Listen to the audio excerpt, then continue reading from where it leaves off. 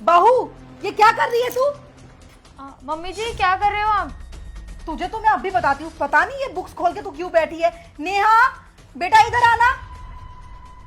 हाँ मम्मी क्या हुआ? देख इसे, ये क्या कर रही है। यहाँ पे ये किताबें खोल के बैठी है। समझा इसे तू। भाभी क्या है ये सब? मम्मी ने आपको कितनी बार मना कर दिया कि हमारे घर में पढ़ाई लिखाई करना बिल्कुल भी अलाउ नहीं है, लेकिन आप हो कि जब देखो तब किताबें लेके बैठ जाते हो। भाभी अब इन किताबों को बंद करो और जाके ना घर के काम करो, आप जाओ।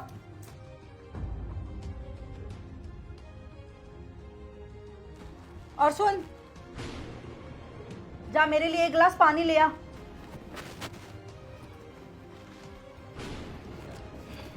ये लो पानी। तू क्यों लेके आई है? वो महारानी कहाँ है? भाभी को ना मैंने कपड़ों के काम में लगा दिए। अरे कितने सारे कपड़े इकट्ठे हो रहे हैं, धो लेगी छत पे बैठी बैठी। अच्छा किया जो उसे काम में लगा दिया, और ऐसे ही ना उसको काम में उलझा के रख। और ये जब देखो तब किताबें खोल के बैठी रहती है। अरे क्या रखा है पढ़ाई लिखाई में? कौन सा उसे पढ़ लिख के आईएएस बनना है? कुछ नहीं कर सकती वो। अब उसकी शादी हो गई है, उसको ना घर के काम पे ज्यादा ध्यान देना चाहिए। ये बात समझा देना उसे। पता नहीं कौन सी कलेक्टर बनेगी जो जब देखो तब बुक्स खोल के बैठी रहती है। मेरे बेटे को तो दफ्तर भेज देती है वो, और खुद पूरे दिन किताब लेके बैठी रहती है। मुझे ये सब बिल्कुल भी पसंद नहीं है। समझा दे उसे। हाँ मम्मी आप ना एकदम सही कह रहे हो। नेहा, नेहा बहू कहाँ है? पूरे घर में ढूंढ ली, कहीं दिखाई नहीं दे रही है मुझे। वो मम्मी मैंने ना भाभी को सिलाई सीखने के लिए भेज दिया है। अगर सिलाई सीख लेगी ना तो कितना हाथ खर्चा निकालेगी खुद का, और फिर आपके मेरे सबके कपड़े वो ही सिल दिया करेगी। हमें बाहर से सिलवाने की जरूरत भी नहीं पड़ेगी। और वैसे भी मम्मी आप ही तो कहते हो ना कि भाभी को घर के काम में लगा के रखा कर, तो काम में ही लगा के रखा है मैंने भाभी को। हाँ वो तो ठीक है, पर वो आएगी कब तक? मम्मी अभी तो 5:30 बजे है, भाभी ना 6 बजे तक आ जाएगी।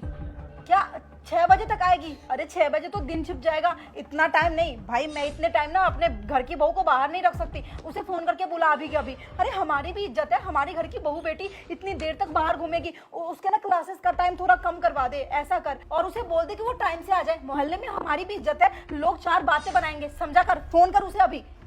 हाँ मम्मी मैं भी भाभी को कॉल कर देती हूँ।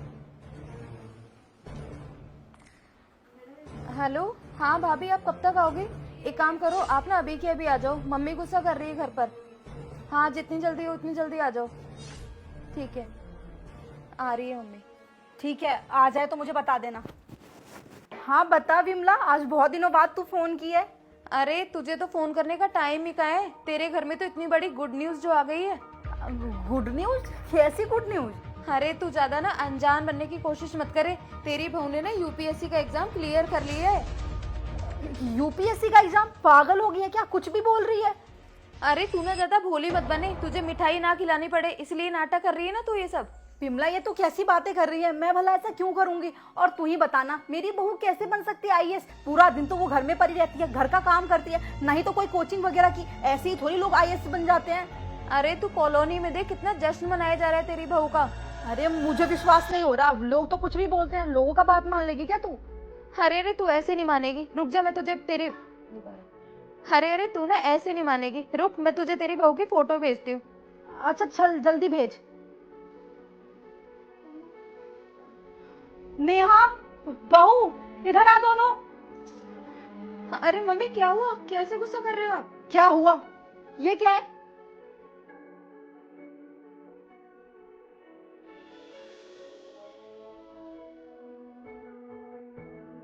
अब खड़ी खड़ी हंसती ही रहेगी या बताएगी मुझे कुछ? अरे बहू आईएएस बन गई, और मुझे ये बात बाहर से पता लग रही है। मुझे ना साफ साफ बता कि ये आईएएस कैसे बनी। मैं तो इसे पढ़ने भी नहीं दिया करती थी, ना ही तो ये कभी कोई कोचिंग गई। फिर ऐसे इसने ये एग्जाम कैसे पास किया और आईएएस कैसे बन गई? वो मम्मी भाभी का मन था पढ़ाई करने का, बस इसीलिए मैंने उनकी ना थोड़ी बहुत मदद कर दी थी। भाभी ये क्या कर रही हो आप? आपको मैंने कितनी बार मना किया है कि मम्मी के सामने आप पढ़ाई मत किया करो। अगर आपको पढ़ाई करनी थी तो आप कमरा बंद करके पढ़ाई कर लेते, या फिर मम्मी के कहीं जाने की बात कर लेते। अभी करने की क्या जरूरत है? मम्मी को पता चलते ही कितना गुस्सा करती है वो दीदी मुझे ध्यान ही नहीं रहा कि मम्मी कब आ गई कमरे में। अच्छा ठीक है भाभी कोई बात नहीं, आप पानी मुझे दो, मैं मम्मी को दे देती हूँ। अरे नहीं दीदी, मम्मी को पता चल गया तो वो फिर मुझे डांटेंगी। अरे भाभी मम्मी की तो आदत है डांटने की, आप उसकी चिंता बिल्कुल भी मत करो। आप एक काम करो, आप ना मेरे रूम में जाओ और वहीं पढ़ाई कर लो। मैं कह दूंगी मम्मी को कि भाभी ना छत पर कपड़े धो रही है। जाओ आप फटाफट, टाइम वेस्ट मत करो। आप मुझे दो पानी। ठीक है दीदी। हेलो भाभी, आपको ना अभी आने की ज़रूरत नहीं है, मैं मम्मी को संभाल लूँगी। आप अपनी पूरी क्लास लेकर ही आना। नहीं नहीं, आप बिल्कुल भी चिंता मत करो उसकी। ठीक है भाभी। अरे भाभी, कितनी देर लगा दी आज आपने आने में? वो दीदी क्या है, आज एक्स्ट्रा क्लासेस थी तो इसलिए मैं थोड़ा लेट हो गई। और मम्मी कहाँ है? मम्मी तो ना अपने रूम में सो रही है। आप एक काम करो, ये बुक्स लो और अपने रूम में जाके पढ़ाई कर लो। आज ना मैंने आपके लिए नई बुक्स मंगवाई है। थैंक यू दीदी, यही बुक्स तो मुझे चाहिए थी। मैंने ना खाना वाना सब बना दिया है, आप जाकर अपने रूम में पढ़ाई कर लो। और मुझे ना आप पर पूरा विश्वास है कि इस बार ना आप अपने एग्जाम में जरूर पास हो जाओगे। जी दीदी। और मुझे नहीं लगता कि मैंने कुछ गलत किया है उनकी मदद करके। मुझे ना अच्छे से पता था कि भाभी को पढ़ना ना शुरू से ही पसंद था और शादी के बाद भी वो पढ़ना चाहती थी, लेकिन आपने ना कभी उन्हें सपोर्ट नहीं किया। जब भी वो बुक्स लेकर बैठती थी ना तो आप उन पे चिल्ला दिया करती थी कि क्या करेगी पढ़ लिख कर। तो जैसे ही आप उन पर चिल्लाती थी ना, भाभी का सपना टूट सा जाता था। लेकिन उनके माँ बाप का सपना था कि वो बड़ी होकर ना IAS बने। तो बस इसीलिए मैंने उनका सपना पूरा करने के लिए उनके साथ लगातार मेहनत की। घर के सारे काम मैं कर लिया करती थी और भाभी को मैं कह दिया करती थी कि भाभी बस आपको केवल पढ़ने पर फोकस करना है। और वैसे भी भाभी यहाँ अकेली रहकर क्या ही करती, भैया तो बाहर रहते हैं। तो बस मैंने सोचा कि एक अच्छी ननद होने का ना मुझे फर्ज निभाना चाहिए और मुझे ही भाभी की मदद करनी चाहिए। बस इसीलिए मम्मी मैंने ना भाभी की मदद कर दी और आज देखिए ना, भाभी ने हमारा सपना पूरा कर दिया। और मम्मी, आपको तो ना खुश होना चाहिए कि भाभी ने ना आज आपका नाम रोशन कर दिया। अरे पूरी गली मोहल्ले में भाभी भाभी की बातें चल रही है। मैं तो बहुत खुश हूँ सच में। थैंक यू सो मच भाभी, जो आज ना आपने हमारा सपना पूरा कर दिया। थैंक यू दीदी, मुझे नहीं, मुझे तो आपको थैंक यू बोलना चाहिए क्योंकि आपके सपोर्ट के बिना कुछ भी पॉसिबल नहीं था।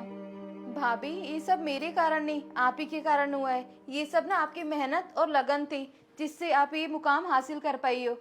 और मम्मी, पता नहीं आप लोगों की सोच को हो क्या गया है। आप लोग हमेशा यही क्यों सोचते रहते हो कि शादी के बाद ना एक औरत पढ़ नहीं सकती।